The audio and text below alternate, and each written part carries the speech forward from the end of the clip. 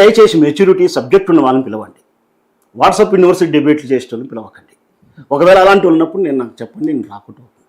సరే, పార్టీల పరంగా పార్టీలు అంటగట్టే బాధపడండి. ఎందుకంటే ఎవరి ఇష్టం వాళ్ళు, ఎవరు కొనంలో వాళ్ళు మాట్లాడతారు. ఒకవేళ అలా జరిగితే వాళ్ళ ఇష్టం వాళ్ళు. కానీ నన్ను జర్నలిస్టువా అనలిస్టువా అంటే మాత్రం నేను ఊరుకోను. మీరు ప్రజానాయకుల, రాజకీయ నాయకుల, ప్రజలే ఉండండి. మీరు అనండి, అనుకుంటే మీకు గుర్తించదు, అన్నోళ్ళకే పడుతుంది. మీరు అనలేదా? అన్నోళ్ళకే చెప్తున్నాను, అన్నోళ్ళకే అవుతుంది. రైట్? మీరు ప్రజానాయకుల, మీ వ్యక్తిగత రాజకీయ జీవితాల కోసం ప్రజలను తాకట్టు పెడుతూ మీరేదో దేశభక్తులు, మీరేదో ప్రజానాయకులు, మీరేదో ఉద్ధరిస్తామని కంకణాలు కట్టుకుంటే ఎర్రితనం అవుతుంది. అట్లాంటి వాళ్ళతో కలిసి కూర్చోవడం నాకు అసహ్యంగా ఉంటుంది. సో మీరు సబ్జెక్ట్ ఏం మాట్లాడాలో చెప్పడానికి, నేనేం మాట్లాడాలో మీకు ఆబ్జెక్షన్ ఉంటే ఆ పాయింట్ ఎందుకు అన్నామని చెప్పు.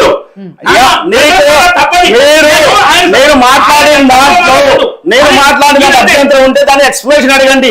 అనలిస్ట్ కావాలని సమస్య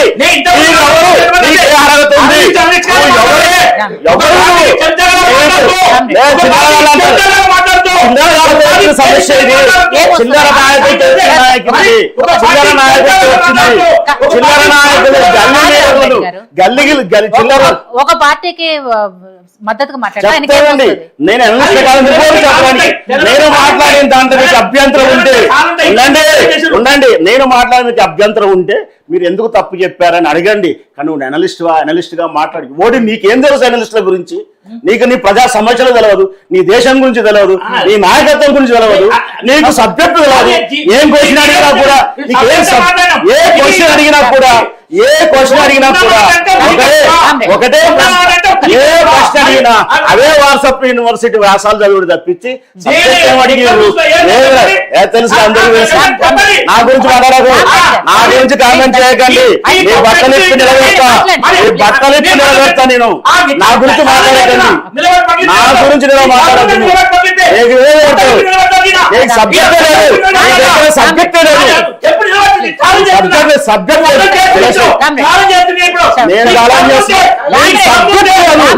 నీకు సబ్జెక్ట్ లేదు, సబ్జెక్ట్ లేదు. ఏ ప్రశ్న అడిగారు, ఏ ప్రశ్నకి ఏం సమాధానం చెప్పడం తెలియదు, ఏ ప్రశ్నకి ఏం సమాధానం చెప్పడం తెలియదు. అనలిస్ట్ కాదు అన్నప్పుడు డెఫినెట్ గా ఆయనకు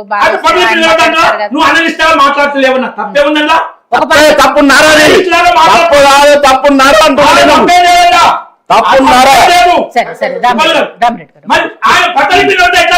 ఖచ్చితంగా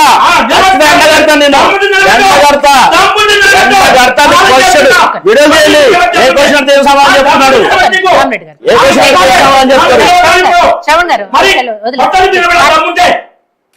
మేడం. రైట్, మీరు అడిగింది మళ్ళీ ఒక్కసారి. ఈ పార్టీల పరిస్థితి అండి, ఇలా ఒక్కొక్కళ్ళు వాళ్ళ సొంత పార్టీల మీద విమర్శలు చేసుకుంటుంటే పార్టీల భవిష్యత్తు ఏమవుతుంది, వ్యక్తిగతంగా వాళ్ళ భవిష్యత్తు ఒకటి అండి. ఒకప్పుడు ఉన్న లీడర్లు కానీ పార్టీలు కానీ ఆ విలువలు కానీ ఇప్పుడు లేవు. అది లేవు, కాలక్రమేణా అవసరాల దృష్టిలో మారుతూ ఉన్నారు.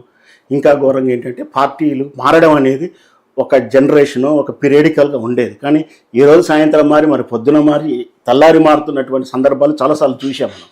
సో ఇట్లాంటి విషయంలో పార్టీలని ప్రజలు కూడా రాజకీయ పార్టీ నమ్మట్లే, ట్రెండ్ని నమ్ముకుంటున్నారు, తాత్కాలిక అవసరాలు నమ్ముకుంటున్నారు. సో ఆ కాలగర్భంలో కొన్ని పార్టీలు కలిసిపోయి ఇప్పుడు లేవు. ఒకప్పుడు తమిళనాడులో ఏమిటి ఎట్లా ఉండేది, ఇప్పుడు లేదు. అది అట్లాంటి అంటే కాలక్రమేణా పార్టీలు వస్తున్నాయి, పోతూ ఉన్నాయి. ఇట్లాంటి పార్టీల మీద, రాజకీయ నాయకుల మీద విలువలు పోతూ ఉన్నాయి. సో ఏదన్నా కూడా పార్టీని మెర్జ్ చేసిన సందర్భాలు ఉన్నాయి. పార్టీలు రామరూమతల్లో ఎక్కడ పోయి ఉన్నాయి. వ్యక్తిగతంగా ప్రయోజనాలు రేపు జనరేషన్ కోసం చేస్తున్నారు. కాబట్టి ఇక్కడ ముఖ్యంగా వీళ్ళ క్యారెక్టరైజేషన్ అంటే ఈ రాజకీయ నాయకుల క్యారెక్టరైజేషన్ని ప్రజలు పట్టించుకుంటున్నారు. సో ప్రజలు మారను, ప్రజలు పట్టించి చెప్పి ఇవి ఎంత దూరమైనా పోతారు. ఇవాళ ఉన్న పార్టీ రేపు ఉండొచ్చు, ఉండకపోవచ్చు. ఇవాళ ఉన్నటువంటి ట్రెండ్ ఒకప్పుడు కాంగ్రెస్కి ఎదురులేదు అనుకో, ఇందిరాని ఇందిరా అనుకున్నాం. కానీ ఆ తర్వాత కూడా ఏం జరిగిందో చూసాం.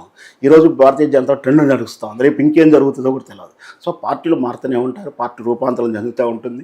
ప్రజలు కూడా మారిపోయారు. ప్రజలు ఈ అవినీతి గురించి కానీ, ఈ పార్టీలు మారే తత్వం గురించి కానీ వీటినే ప్రజలు పట్టించుకుంటారు. కాబట్టి ఎంత దూరమైనా వెళ్తారు. రైట్.